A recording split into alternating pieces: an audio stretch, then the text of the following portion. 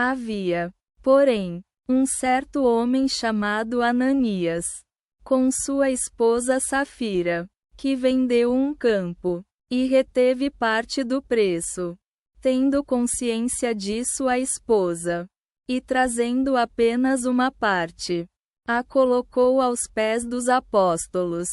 Então Pedro disse: Ananias, por que permitiste que Satanás enchesse teu coração para mentires ao Espírito Santo e retiveres parte do preço do campo?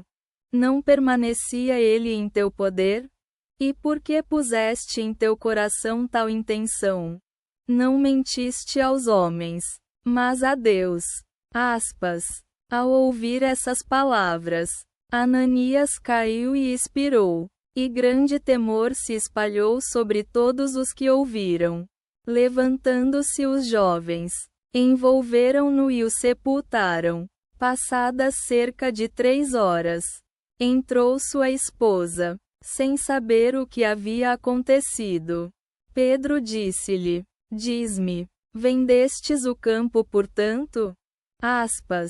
Ela respondeu: Sim, portanto.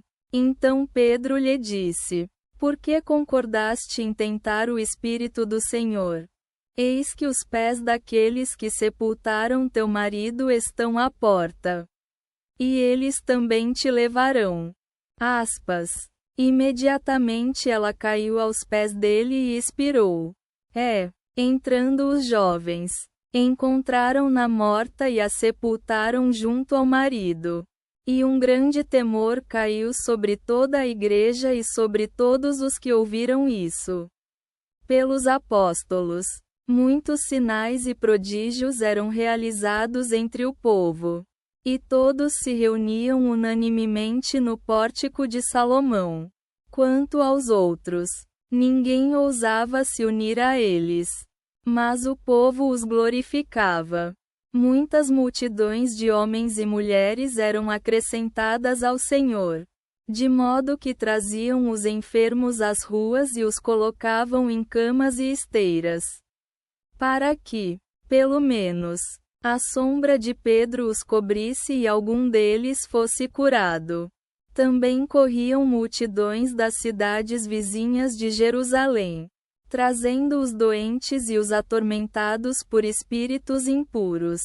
E todos eram curados.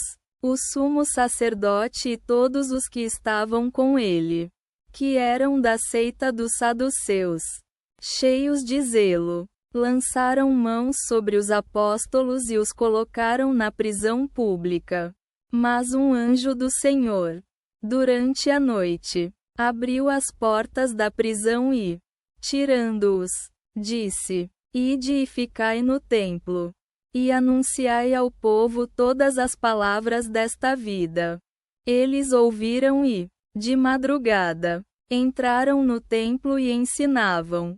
Então o sumo sacerdote e os que estavam com ele reuniram o conselho e todos os anciãos dos filhos de Israel e enviaram à prisão para trazê-los. Quando os servos chegaram, não os encontraram na prisão. Voltando, relataram: a prisão achamos fechada com toda a segurança, e os guardas em pé às portas. Mas, ao abrirmos, não encontramos ninguém dentro. Ao ouvirem essas palavras, os magistrados do templo e os príncipes dos sacerdotes ficaram perplexos quanto ao que aconteceria com eles. Alguém então lhes informou: Eis que os homens que colocastes na prisão estão no templo, em pé, ensinando o povo. Então o magistrado, com seus servos, foi buscá-los, mas não por força, pois temiam o povo, para não serem apedrejados. Ao trazê-los, puseram-nos no concílio. O sumo sacerdote perguntou-lhes: Não vos ordenamos explicitamente que não ensinasseis em nome deste homem?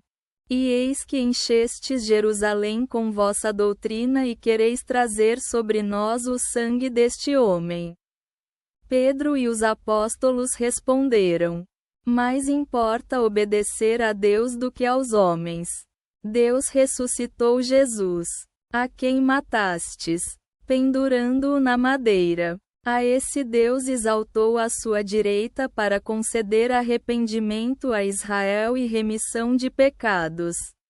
Nós somos testemunhas dessas coisas. E o Espírito Santo, que Deus dá àqueles que lhe obedecem. Ao ouvirem isso, ficaram furiosos e queriam matá-los. Então se levantou no concílio um fariseu chamado Gamaliel, doutor da lei respeitado por todo o povo, e ordenou que tirassem os homens por um momento. E disse-lhes: homens de Israel, considerai atentamente o que vos convém fazer com estes homens.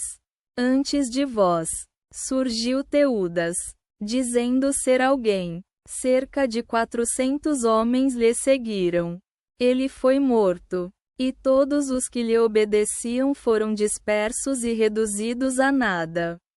Depois surgiu Judas, o Galileu, nos dias do recenseamento, e desviou o povo. Ele também pereceu, e todos os que lhe obedeciam foram dispersos. Agora vos digo: deixai estes homens e deixai-os. Pois, se este plano ou obra é dos homens, se dissolverá. Mas, se é de Deus, não podereis desfazer, para não lutar contra Deus. Eles concordaram e, convocando os apóstolos, ordenaram-lhes severamente que não falassem em nome de Jesus.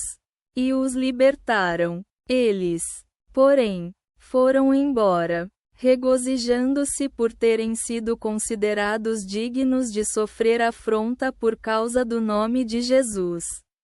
E todos os dias, no templo e nas casas, não cessavam de ensinar e proclamar Jesus Cristo.